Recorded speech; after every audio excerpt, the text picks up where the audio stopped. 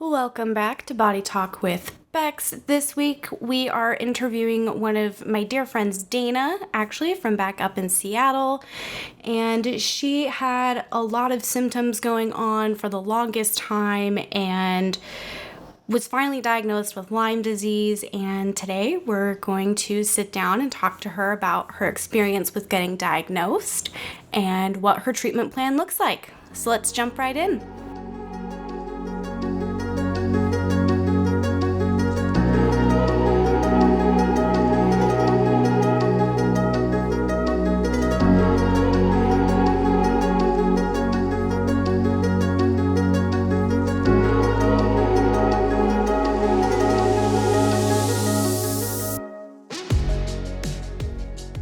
Okay, so I really wanted to start with like what your symptoms were and what you were feeling like before you went to a doctor, because I know it took you a long time before going to a doctor.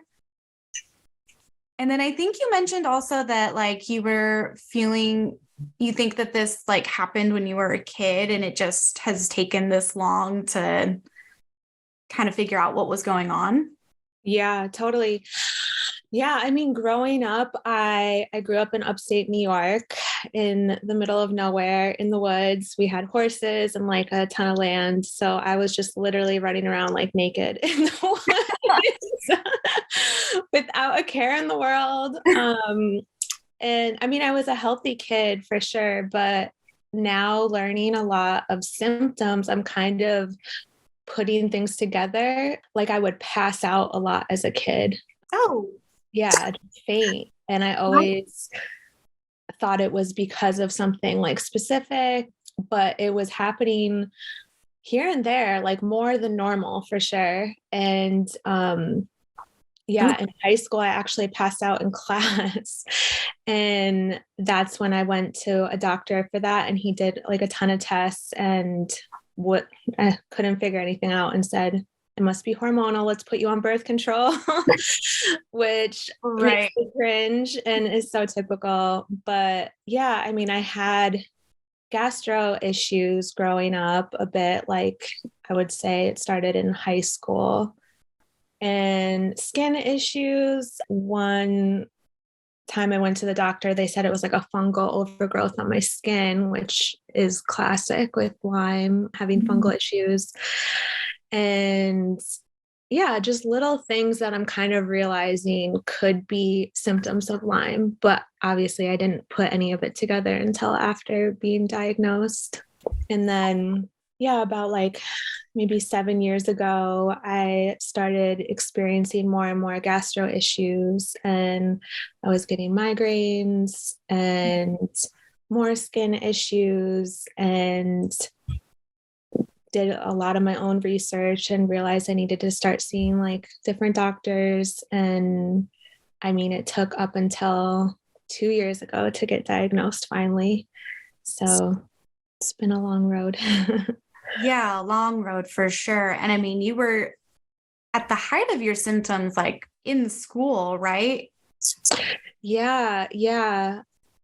I I mean, compared to now, I look back at feeling pretty functional in school. I was going to school full time for photography and working part time, and then spending all my extra time in the studio and doing projects and stuff. So compared to now, that seems great, but I would definitely have days where I would have to skip class or I would get migraines and just thought it was like eye strain from looking at the computer, overdoing it.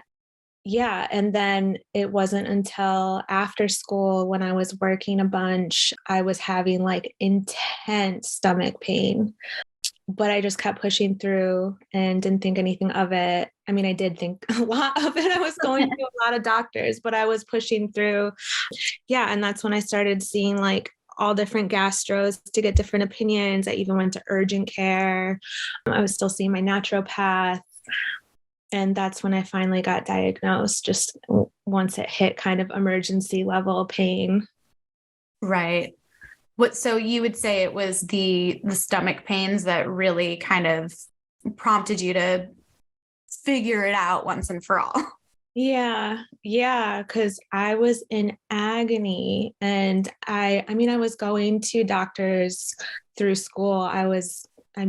So busy. It was hard to go regularly and I was kind of putting it on the back burner, but I knew something was wrong with my stomach. And then during finals, my first year, I had like this inflammation episode where I went to another doctor and they tested me for like rheumatoid arthritis. And that was the first I had experienced any kind of joint pain or body pain, really.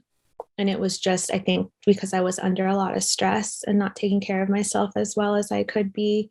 So, yeah, Lyme wasn't even on my radar because I only really had gastro pain and migraines. I didn't have any joint pain up until recently, actually. But yeah, the gastro stuff was what set everything off, all the alarm bells. Yeah. And so once you were diagnosed with Lyme, do you recall ever like figuring out when you would have contracted it? I honestly have no idea. It's a mystery. I mean, a lot of people don't experience like the classic bullseye rash with the tick bite. I never have even seen a tick to this day. So, I mean, I know they were around in New York, but yeah, I can't think back to a specific instance. I also found out that mosquitoes can carry Lyme. So, I've always been attacked by mosquitoes. Like they like me so much more than other people around me. It's crazy. So I'm thinking Familiar with that? it's the worst in the summer. Yeah. So that could have been a way I got it. I really don't know. And it's not like I had an onset of symptoms or anything either. So Right. And I mean, if it was, a slow onset of symptoms since you were a kid, it may also just be so long ago. And like when you're a kid, you're not really paying attention to that kind of stuff. You're just romping around and playing. So maybe you just didn't notice when it happened too. yeah, totally. Yeah. I mean, yeah, I was super active and always outside and no cares. I don't know. But Yeah. I know that it was probably a while ago because, yeah, thinking back to little symptoms here and there and just how it's progressed in my body, I think it's been in there for a while. A long time. Yeah. And so, what kind of treatments were doctors wanting to do once you were diagnosed? Um, well, it's kind of crazy. I have only seen had only seen one doctor who basically diagnosed me, and she was a Lyme literate doctor. And she had her own protocols and she was a functional doctor. So it was a mix of like natural and pharmaceutical, I believe. But she really wanted me to get my gastro issues under control and get a little more stable to be able to take on the treatment.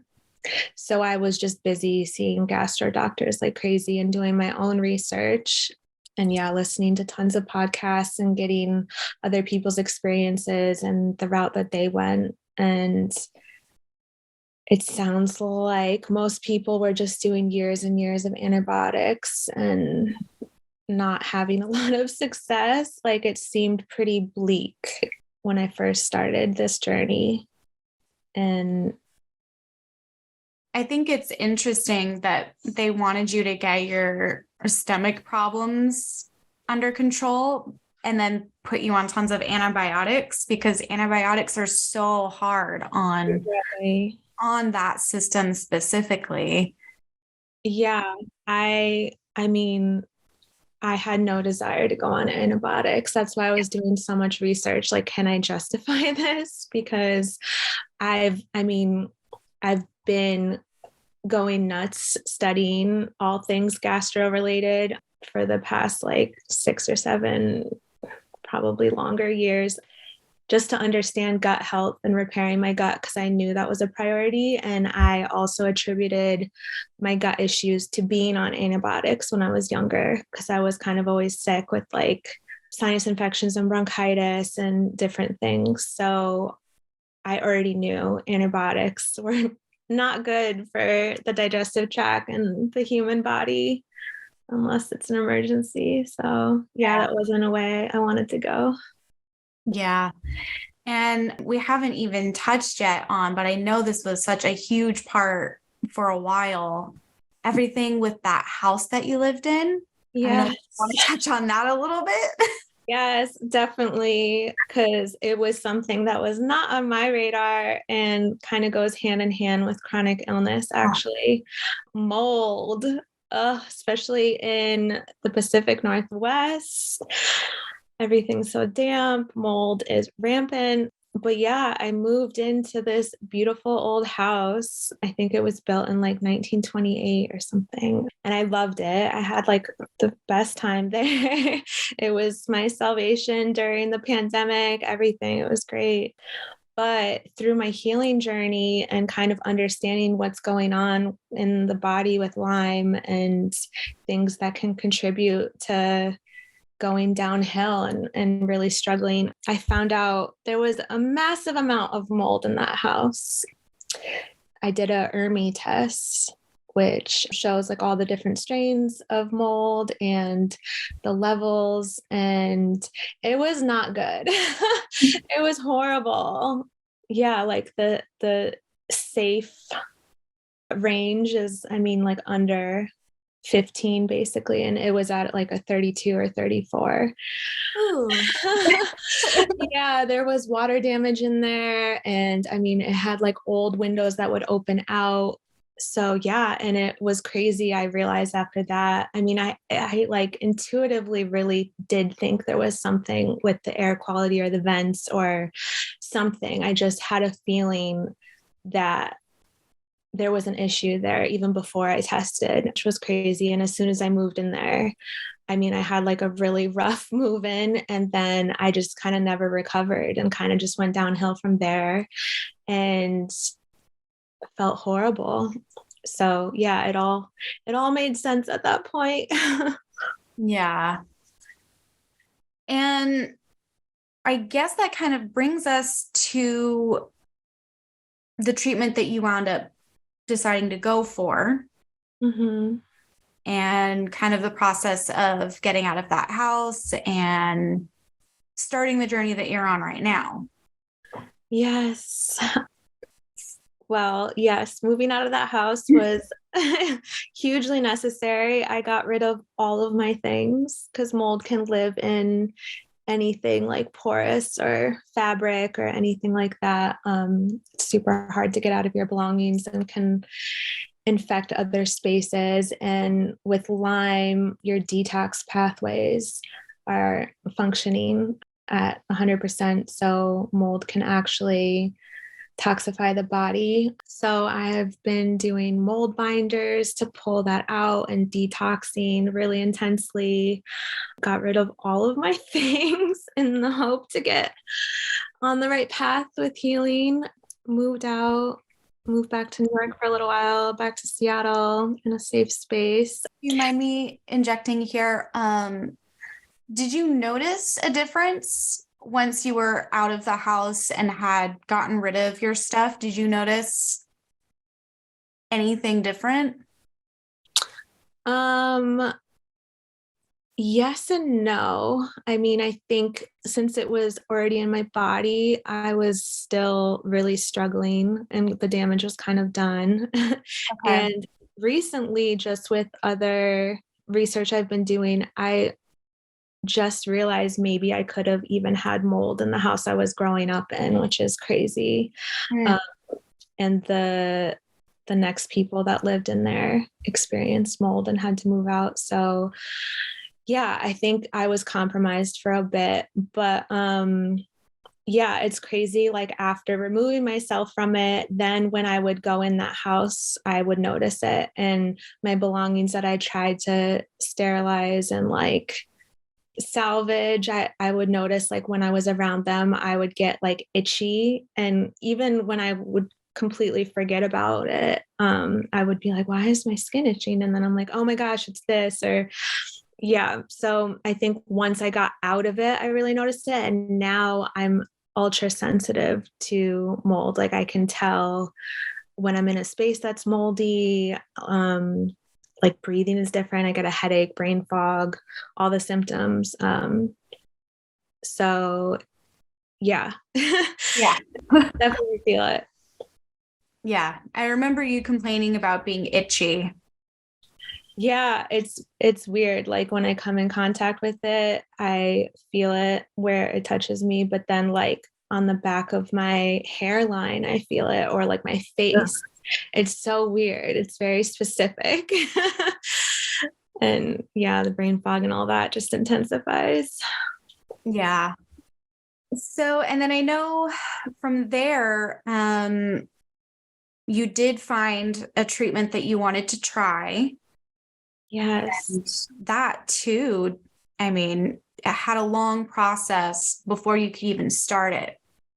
Right. Yeah. I don't know if you Yeah. want to talk about that at all. Yeah. So I decided to go down the ultra natural route and rely on nature and do bee venom therapy, which is super nuts to a lot of people. But after all the research I did and just seeing a lot of really sad stories and unsuccessful treatments, it just seemed like the only option because the science behind bee venom therapy is just so impressive and it actually eradicates Lyme from the body, whereas a lot of stuff just makes Lyme go dormant and makes it manageable.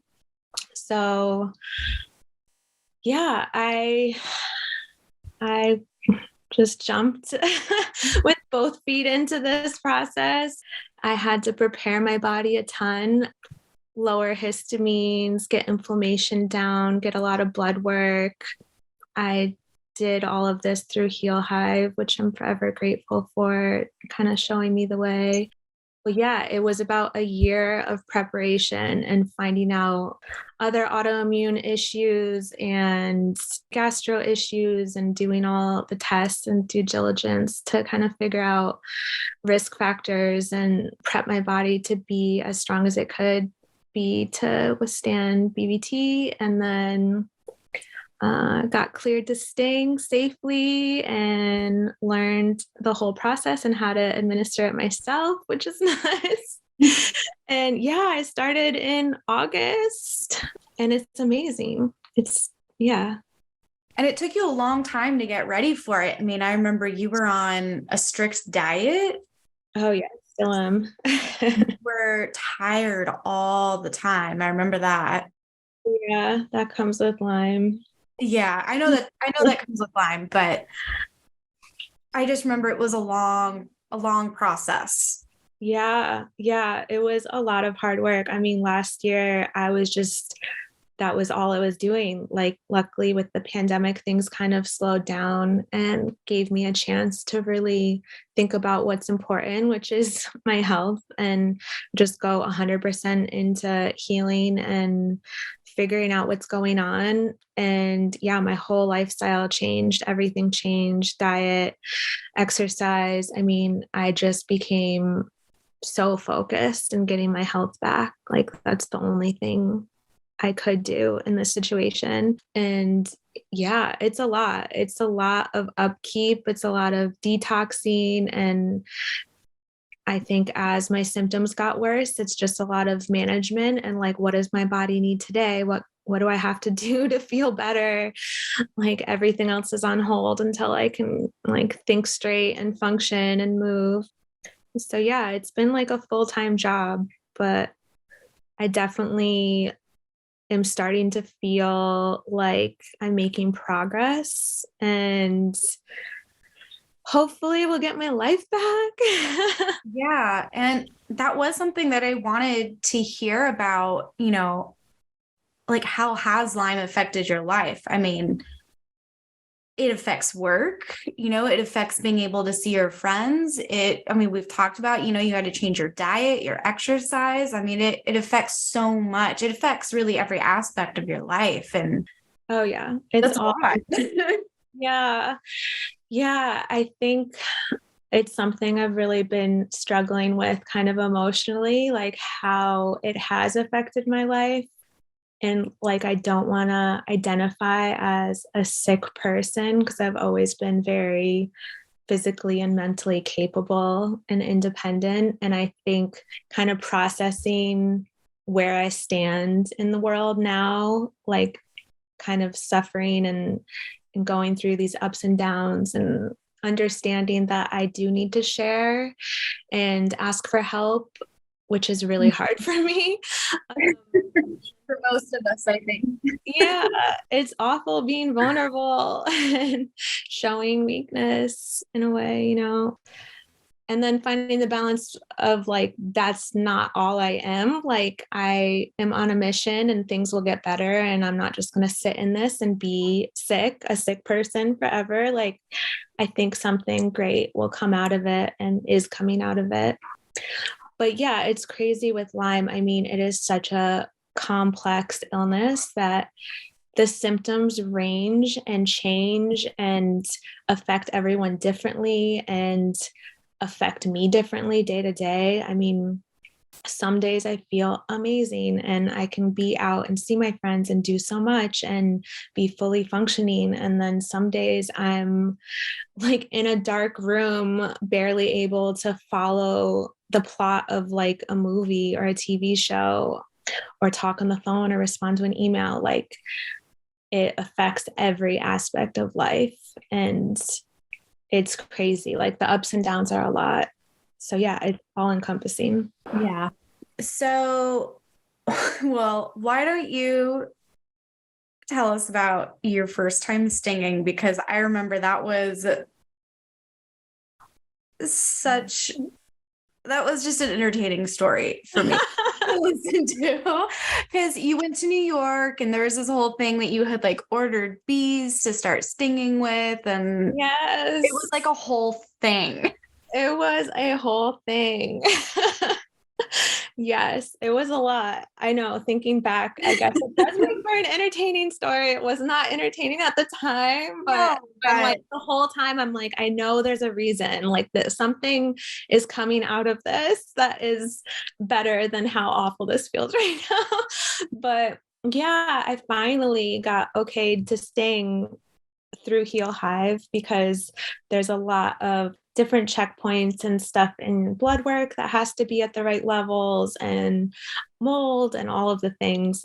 So, lots of blood work was done, lots of work on my end was done. And then I got okayed to sting right before I had to go back to New York for a little bit. So it was all very time sensitive too, because I was getting walked through on the process of stinging through Zoom. So I had to have my bees and that was the day. And then if I didn't do it that day, I wouldn't be able to do it for a couple months. So yeah, I ordered my bees. I think like 50 of them came, and I wasn't going to sting in New York. I just needed to get the testing out of the way. So I had arranged with another girl in Heal Hive to take the rest of my bees, and everything was great. And I was stressed if the bees were going to come in time. They did. And they all came dead because it defeats the purpose. Yes.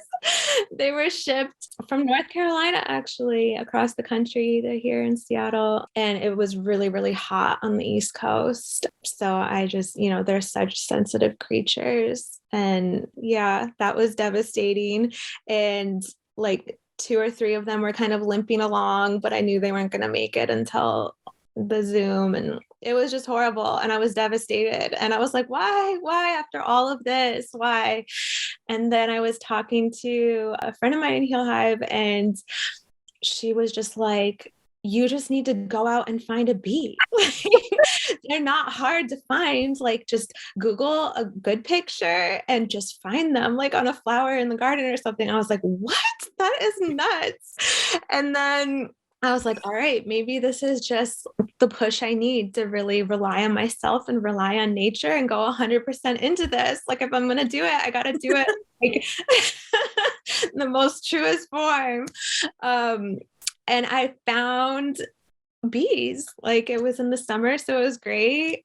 Yeah, I realized how they're kind of everywhere in the summer, and I caught my own bee. And I mean, honestly, if BVT isn't crazy enough to begin with, and just out there catching your own bee to sting yourself is like another level. But it was super empowering. Like, I'm not relying on a doctor, I'm not relying on insurance or the pharmaceutical industry. Like, I am relying on nature and medicine that has been around for thousands of years. Like BVT, I mean, has been used by like the ancient Greeks, like ancient Chinese medicine, like worldwide for thousands of years. So it's kind of not as crazy as it sounds nowadays.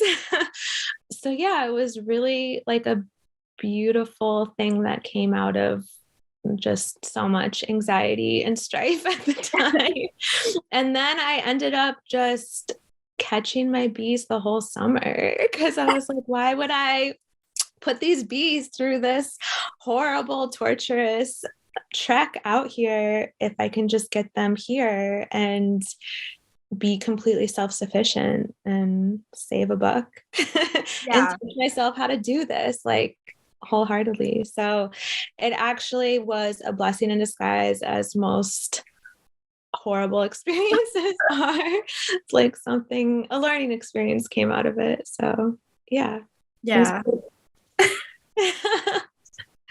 Oh God, I love that story. It is entertaining, I guess, after all of it. Yeah. And so you're still stinging. Yes. And so far, how is it treating you? You know, every day is different. It's crazy. Like the first day I stung, actually, which the first day you start is like a pretty long sting and pretty intense. That day was like my biggest reaction to it being introduced to my body. And I got like super emotional and fatigued, and it just was a whole thing. It was really intense. I mean, it's like very powerful medicine coursing through the body. But then the day after, I felt amazing. Like I did the most steps I've ever done. Like it was crazy. So I was like, all right, this is, we're on the right path.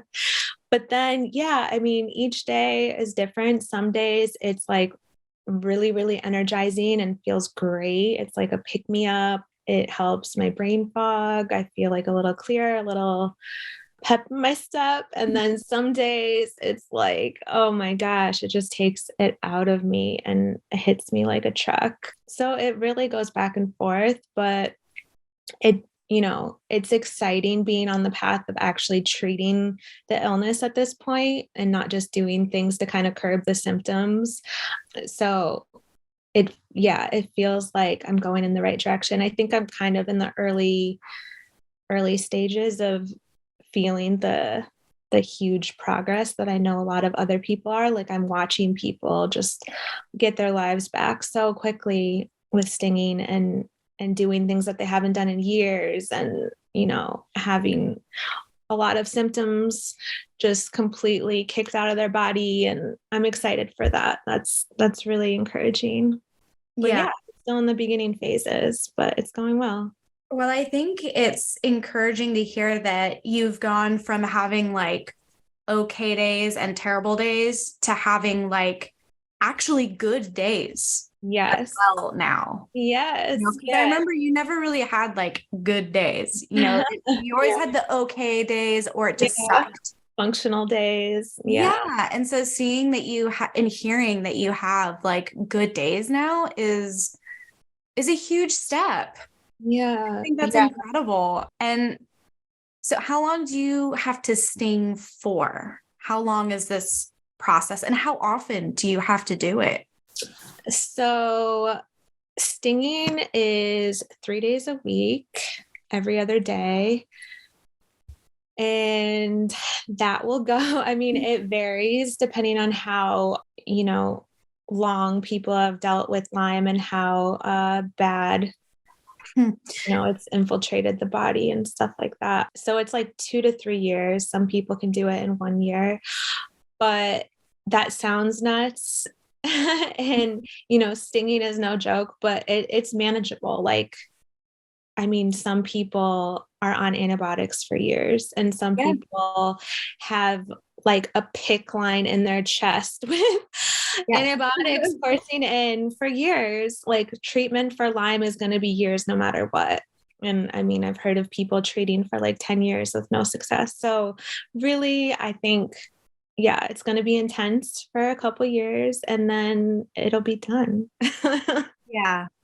And so do you kind of know like what you're looking for in order, I mean, like, I guess, do you know kind of what you're looking for in your body to kind of tell you when you're done with the process?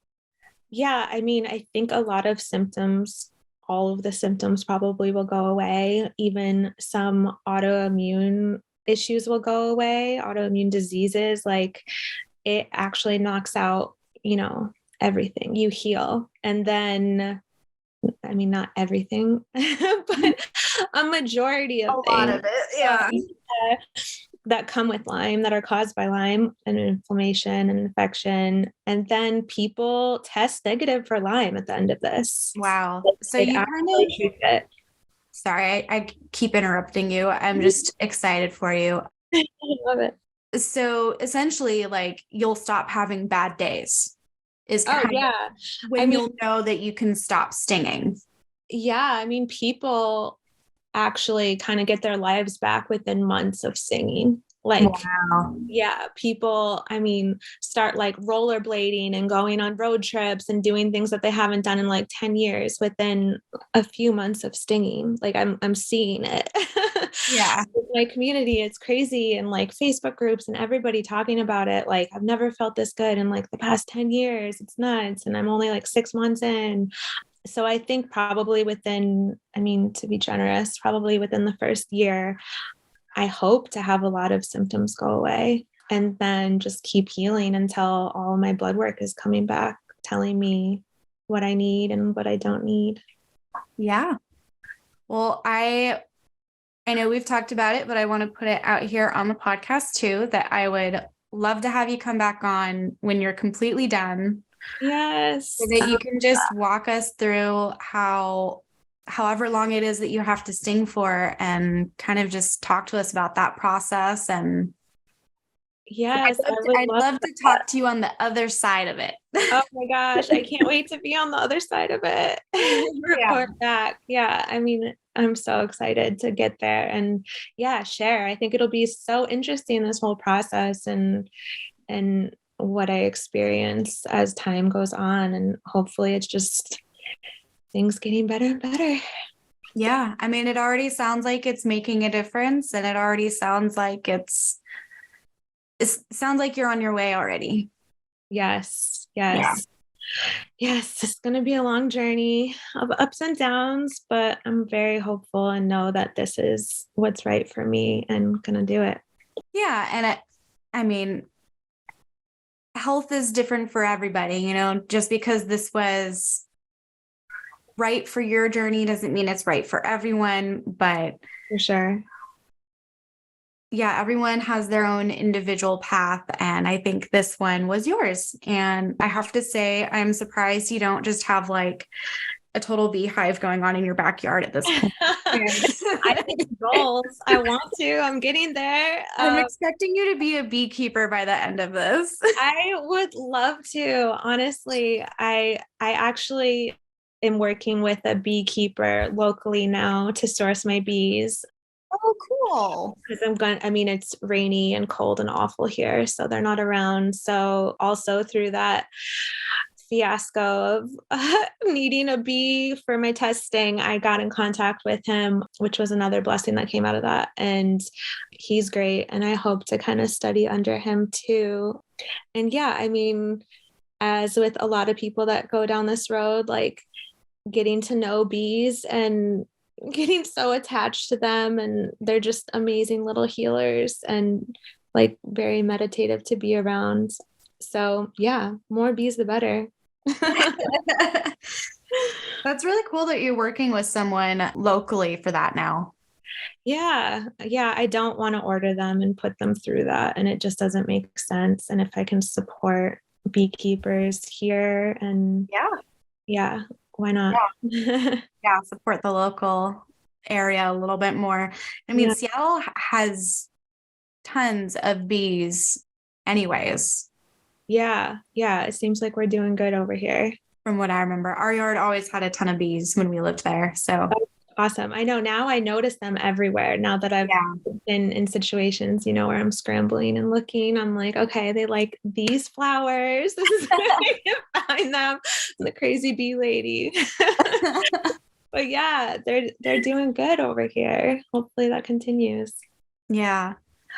Well, I think we covered everything that I kind of knew about. Was there anything that we missed that you wanted to talk about? Oh gosh, I don't know. Maybe on the next one we'll hit anything extra. Yeah, it was awesome. Thank you. Yeah, well, thank you for coming on. If we think of anything in hindsight, feel free to send it to me. I can always do a social media post with an update. Oh, awesome. Cool. Yeah. Yeah.